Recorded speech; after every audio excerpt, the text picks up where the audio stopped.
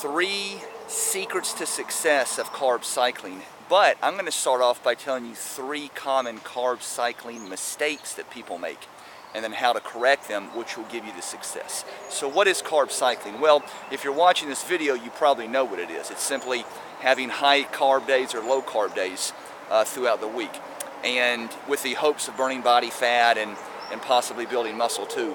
But that'll lead us into the very first point, is that that's what people do. They either have a bunch of low carb days and 1 or 2 high carb days, but, and here's point number 1, they leave out medium carb days, okay, or moderate carb days.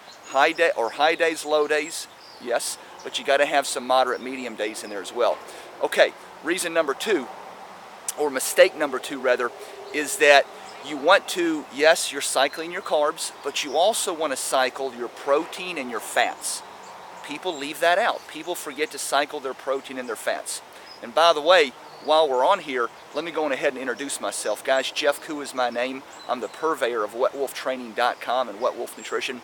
I'm a former full scholarship collegiate football player 20 years ago from North Carolina State University, 60 pounds ago too. And former personal trainer, 13 years, published author, over 100 webinars presented, and over 500 successful client transformation photos. And I'm the only person on planet Earth that says the best way to burn body fat and build muscle is to get out of the gym and get in the kitchen. Now, back to the point. Reason number 2 was that you want to cycle your proteins and fats in addition to your carbs, okay?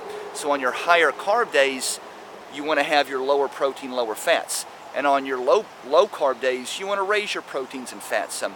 Now, you don't need to raise your fats very high, because remember, fats have 9 calories per gram, whereas proteins and carbs have 4 calories per gram, okay? So carbs are over twice as calorically dense as proteins or carbs rather.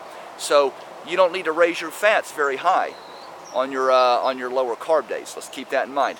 So the third mistake people make when cycling carbs is that they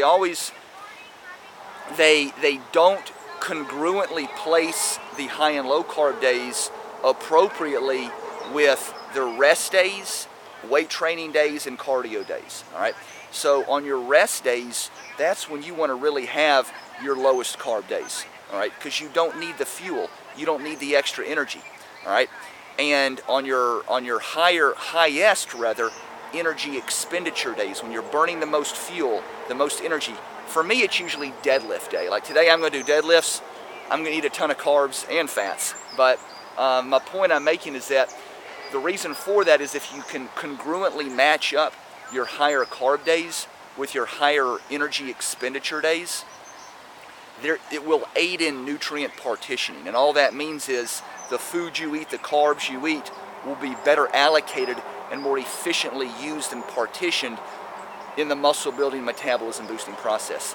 Guys, those are three common carb cycling mistakes with 3 common solutions or improvements to those. Put them to practice. And guys, follow me on Instagram, wet_wolf. That's wet_wolf on Instagram. And remember, don't ever let one bad meal beat you twice. WetWolfTraining.com, Wet Wolf Nutrition, signing out. Have a great one, guys. We're out of here.